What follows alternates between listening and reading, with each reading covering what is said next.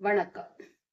இன்னைக்கு 63 நாயன்மார்களில் ஒருவரான சோழ காவிரி சூழ் சோழ வளநாட்டில் கணமங்கலம் அப்படிங்கிற ஒரு ஊர்ல பிறந்து வளர்ந்த ஒரு சிவபக்தரை பத்தி பார்க்க போறோம்.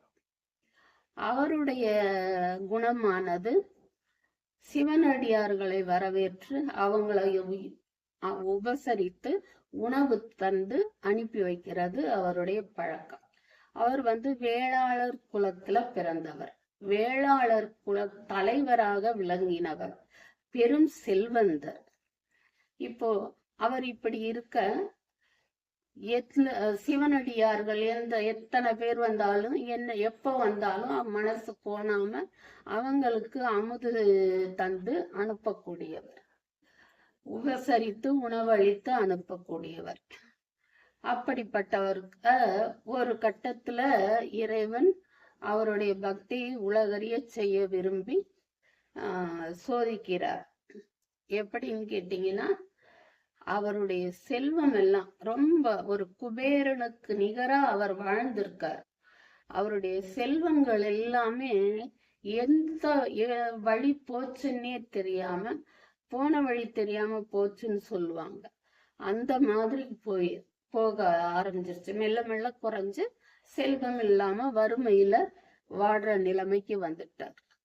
வறுமையில வாடினாலும் இருக்கிறத கொண்டு சிவனடியார்களை உபசரிக்க அவர் தவறுனது இல்லை. அதுக்கும் மேல அவர் கையில இருப்புங்கிறது இல்லாம ஆன பிறகு அவர் கூலிக்கு நெல் இருக்க போறார்.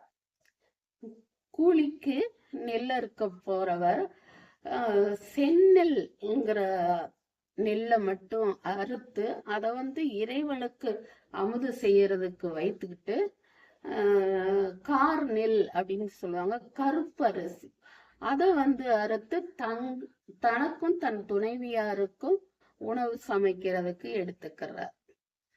இந்த செந்நெல்ல இருந்து அரிசி எடுத்து சமைச்சு மாவடு, கீரை, பால், தயிர் இதெல்லாம் சேர்த்து இறைவனுக்கு கொண்டு போய் அமுது படைக்கிறது இவரது பழக்கம். இப்படி இருக்கும்போது செல்வங்கள் குறைந்து போச்சு. இவர் இதுல கூலிக்கு நெல் இருக்கிறார். இப்படி கூலிக்கு நெல் அறுத்துக்கிட்டு இருக்கும்போது இறைவன் பார்க்கிறார், இதுக்கும் அசரலையே இவர், எப்படி இவரை இன்னும் சோதிச்சு பார்க்கறது அப்படின்னு சொல்லி இந்த வயல்ல கார் அரிசியே இல்லாம எல்லாமே செந்நெல்லா விளைய செய்யறார். இந்த இடத்துல நம்ம ஒண்ணு பார்த்தே ஆகணும். நம்ம இப்ப அந்த சிகப்பரிசி கூட சாப்பிடுறது கிடையாது. அந்த செந்நெல் அப்படிங்கிற சிகப்பரிசி கூட சாப்பிடுறது கிடையாது.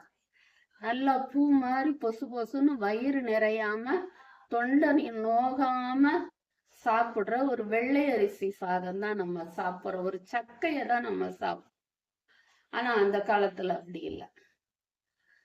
எங்க அம்மா எல்லாம் கூழ், களி, கம்மங்கூழ் இதெல்லாம் சாப்பிட்டு வளர்ந்தவங்க தான் என்னுடைய அம்மா சிறு பிள்ளையில. அதுக்கப்புறம் அவங்களுக்கு நாங்கெல்லாம் குழந்தைகளா பிறந்த பிறகு அந்த இதெல்லாம் இல்லை, நாங்க அரிசி தான் பார்த்திருக்கோம். அதுலயும் பாத்தீங்கன்னா அந்த அரிசியில ஒரு கருப்பு அரிசி சோறு இருந்துச்சுன்னா அதை எடுத்து தனியா போட்டுருவோம். அப்படிலாம் செய்யக்கூடாதுமா அப்படின்னு எங்க அம்மா சொல்லுவாங்க.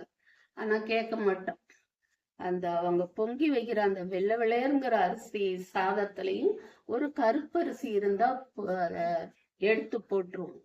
ஆனா அந்த சிவ பக்தர் அந்த காரரிசியும் இல்லாம போய் கருப்பரிசி சாதம் சாப்பிட்டுக்கிட்டு இருந்தவர் அந்த அரிசியும் இல்லாமல் போனதும் செந்நெல்ல அறுத்து சிவபெருமானுக்கு மட்டுமே அமுது செய்து கொண்டு போய் படைச்சிட்டு வர்றாங்க. தாங்க சாப்பிடறதே இல்லை. அவருக்கு படைக்கக்கூடிய அந்த செந்நெல் நாங்க சாப்பிட மாட்டோம் அப்படின்னு சொல்லி உறுதியா இருக்கிறாங்க.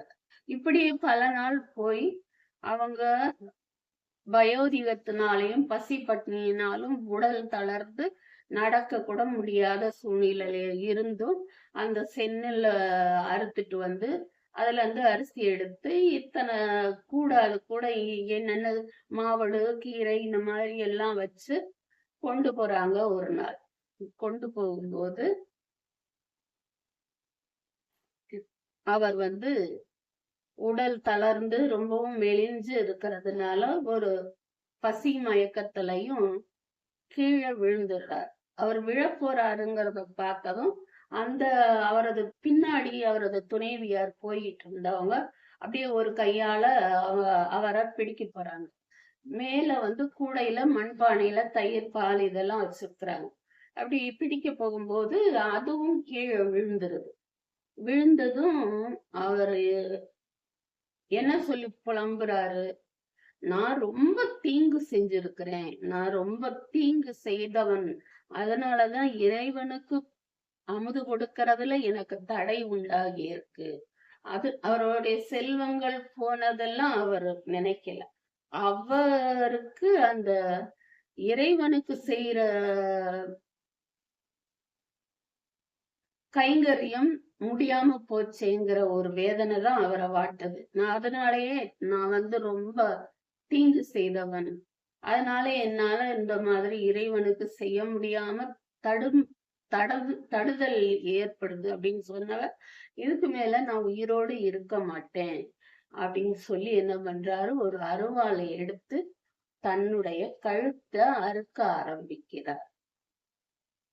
அறுக்க ஆரம்பிச்சதும் சோதிச்சது போதும் சொல்லி ஒரு கை வந்து அவரை தடுக்குது, பிடிக்குது. பிடிச்சதும் பார்த்தா ஜோதி பிழம்பா அந்த இறைவன் நிக்கிறார். நீ ஒரு தீங்கும் செய்தவனே இல்லை, உன்னை சோதிக்கிறதுக்காகத்தான் நான் இவ்வளவும் செய்தேன், நீ எந்த தீங்கும் செய்யல, மாறா எனக்கு நிறைய செய்து உனக்கு நான் கடமைப்பட்டவனா ஆகியிருக்கேன் அப்படின்னு சொல்றார். இதற்கு மேல நீங்க இங்க இருக்க வேண்டிய அவசியமே இல்லை, நீங்க என்னுடைய எமது உலகத்துக்கு வந்து நல்லபடி இருக்கணும் அப்படின்னு சொல்லி வாழ்த்தி மறைகிறார் சிவபெருமான். இறை ஜோதி ரூபமா வந்து சொல்லி மறைந்ததும் இவர் கழுத்துல இருந்த காயம் எல்லாம், அவர் அறுத்த அந்த காயம் எல்லாமே ஆறிடுது.